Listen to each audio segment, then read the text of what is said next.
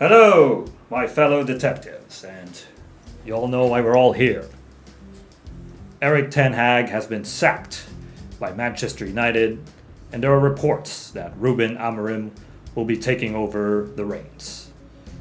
Now, it is not a surprise to see Erik Ten Hag departing Manchester United, especially after a string of inconsistencies, both in the English Premier League and the Europa League. As of now, we're still investigating on the impact of Ruben Amorim's arrival to the club. But as of now, what we can say is that there are a lot of problems with Manchester United under Ten Hag. But before we begin, we've already finished our analysis. We've already done a microscopic test on Erik Ten Hag, and we were able to see some positive results for United, such as the emergence of Andre Onana in terms of the goalkeeping position. He's come a long way ever since that shaky performances he had last season at the beginning. This season, he's actually done a lot of spectacular saves, but unfortunately, some defensive lapses in United have really pulled him down. And second, we've already considered the progress that United have made last season, with players like Kobbie Mainoo emerging in the box-to-box midfield role, and with Diogo Dalot already playing the inverted fullback role. But I would have to say that this season, the kind of tactics that Ten Hag have implemented from last season, they're not as effective as they were.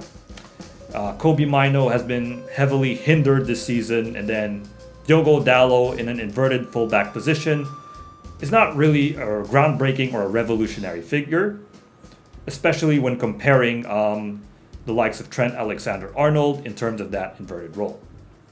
So those are the few positives that we've seen from Erik Ten Hag. And now, let's go into the crime scene, because there's a very important investigative results that we've discovered upon digging deep into Erik Ten Hag's tenure with Manchester United. There are a lot of problems that were raised.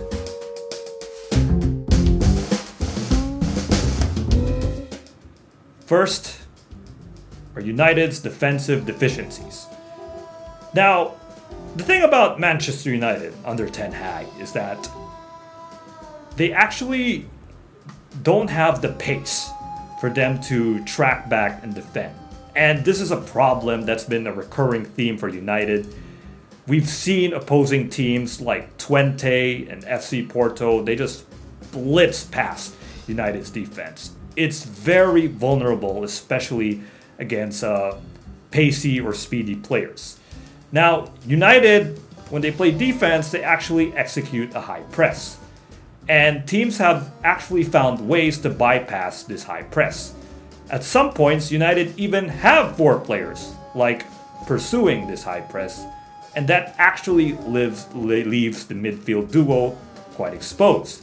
As I mentioned earlier, there's already a lack of pace in United's defense, starting from the midfield all the way to the back 4. When you have players like Casemiro and Christian Eriksen on those pivot areas, given Casemiro's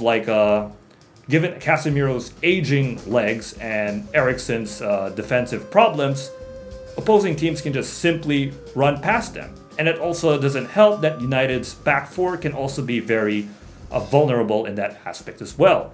Lisandro Martinez is actually a player who isn't really fast enough to chase down defenders. And the same goes with players like Harry Maguire, who can sometimes get lost in terms of the defensive phase of the game. And then all the same goes with the likes of Johnny Evans. So United's defense is very leaky with that regard. And I did mention the front 4 pressing for United. That actually leaves a lot of gaps of spaces in terms of their attacking and their midfield areas as well. So that's why teams were able to simply bypass United's defense. And it also doesn't help that there are some players who aren't really that effective when it comes to the build-up phase for United. I'm looking at players like Casemiro, who against Liverpool looked very vulnerable when he had the ball at his disposal. A simple high press was enough to expose Casemiro, and given the lack of pace that I mentioned earlier, how do you chase down the opposition's speed?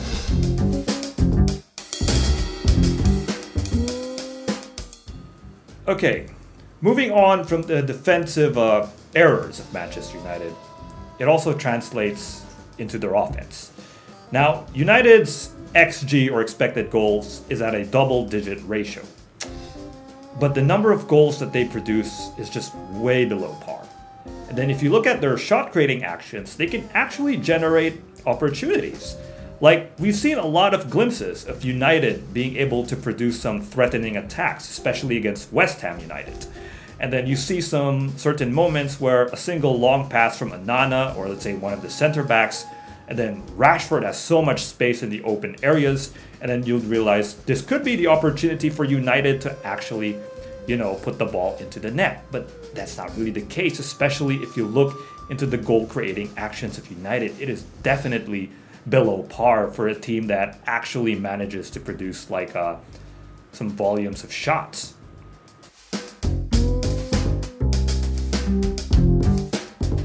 So now we've already discussed the nitty-gritty and some of the technical aspects that are happening inside the field of play. Let's take a look at the bigger picture. And upon placing a microscope on Erik Ten Hag, we notice that he is actually struggling to find a winning identity for Manchester United. If you compare Erik Ten Hag with other of the English Premier League managers, you can clearly see that he has yet to find United's key identity. You look into Enzo Maresca with Chelsea, you look into Arnold with Liverpool, they know what they're doing. What's even surprising is that it's actually their first time coaching their respective teams, although you have to give credit to their predecessors. Maresca was blessed to have Pochettino, who was able to hold the reins. That despite the injuries that Pochettino suffered, he was able to field a decent team with Chelsea Football Club with Cole Palmer at the helm. And it can be argued that had Pochettino had the complete cast of characters, if there were no injuries, perhaps you might see a different outcome for Chelsea last season. You look at Arne Slot, he had the benefit of Jurgen Klopp having one of the best player development programs, as we've seen the emergence of the likes of Harvey Elliott and Kwanzaa. And now Arne Slot is actually, at the receiving end of the product that Jurgen Klopp has developed, and he has even actually enhanced the Jurgen Klopp approach. You compare Erik Ten Hag with other managers, let's say, Mikel Arteta, and then you also have to look into Pep Guardiola. Both of them have been nagged by injuries. Martin Odegaard has been out for Arsenal, yet Arteta was able to devise a game plan without Martin Odegaard and was able to produce the necessary results. No Odegaard, and then at some games, no Ben White, no problem. All of a sudden, you see Arteta switch to a 4-4-2 with Calafiori and Timber as your fullbacks. And then he was able to find the necessary steps with Trossard, Havertz, and Saka as your attacking outlet alongside the likes of Martinelli. It's brilliantly done by Mikel Arteta. And then you look at Pep Guardiola, yes, there were games where Kevin De Bruyne was not available. And then right now, Rodri is out, and my goodness, he is one of the most important players for Manchester City this season. But Pep was able to devise some alternatives, Savinho has actually stepped up in that right flank, and then there are some moments where he had some key changes with Jack Grealish and the rest of the crew. As you can see, both Arteta and Pep Guardiola, they're able to find some alternatives despite having some major setbacks. And this is something that Erik Ten Hag is struggling to deal with. Now he's trying to implement some of his previous tactical specialties in Ajax, like bringing in players like Anthony, but the end result isn't really there.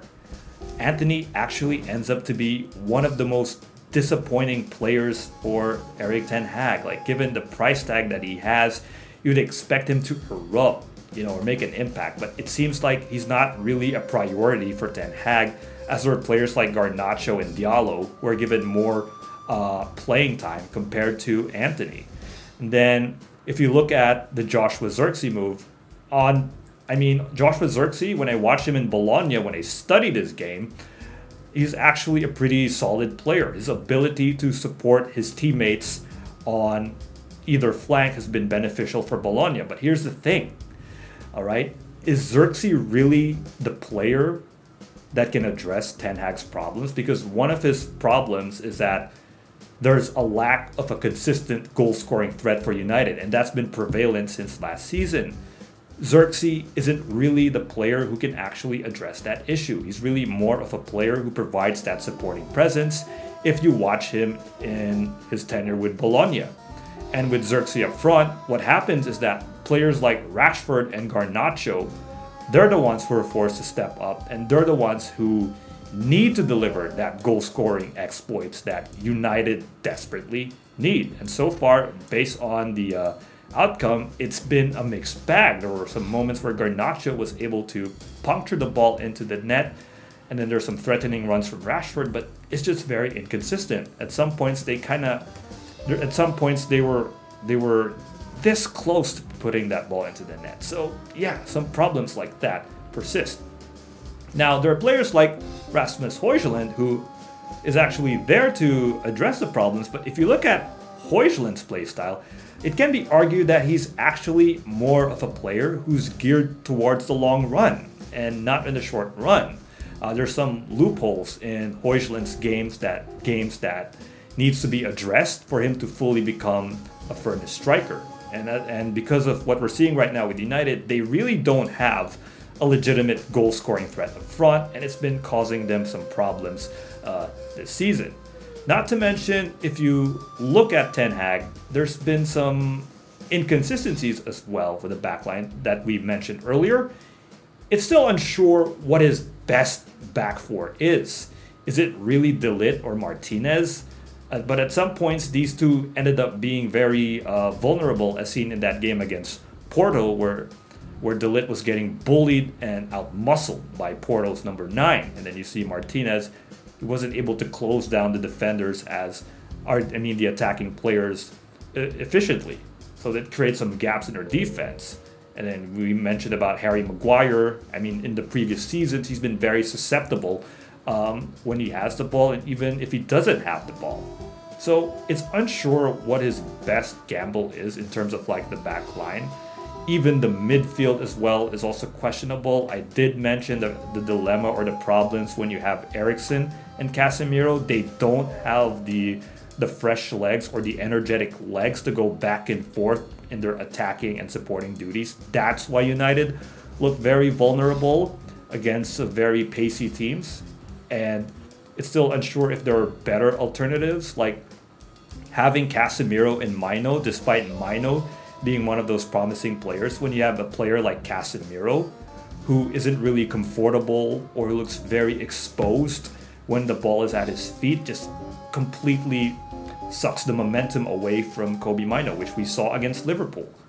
So yeah, there's just a lot of problems from this personnel that we have for United that I'm unsure if Ruben Amorim is going to be the guy to solve it.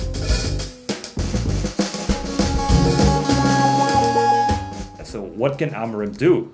My best bet, or what I can think of, is that Amorim should play United in a more deeper defensive structure.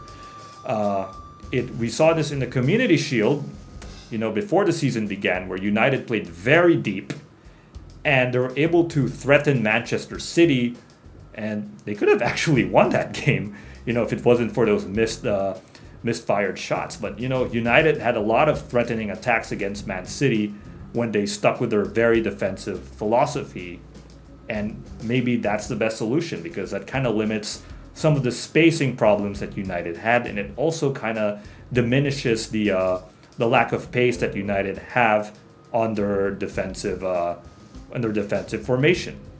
So maybe that could help, and then play on the break. You have players like Rashford and players like Garnacho who can blitz pass flows. You have players like Bruno Fernandes, who actually who's actually done some key passes that would lead to some breakaway attempts. So I guess that's the best solution now for United. But the thing is, it only works against the big tier clubs, like against Liverpool, against Arsenal. What if they're up against the mid to low tier clubs? Can Manchester United actually penetrate those kinds of defenses, especially when they have most of the ball at their disposal? That's a huge question mark. And that's also a problem that United are still facing as of this moment. So anyway, that's all detectives, and we're officially going to close this case file and now open a new one now that Ruben Amorim is about to enter Manchester United. Or is he really the manager to address Manchester United's problems? We don't know. And for those of you watching, please don't forget to leave a like or subscribe to our channel for updates. Until next time, see you around on our next investigations.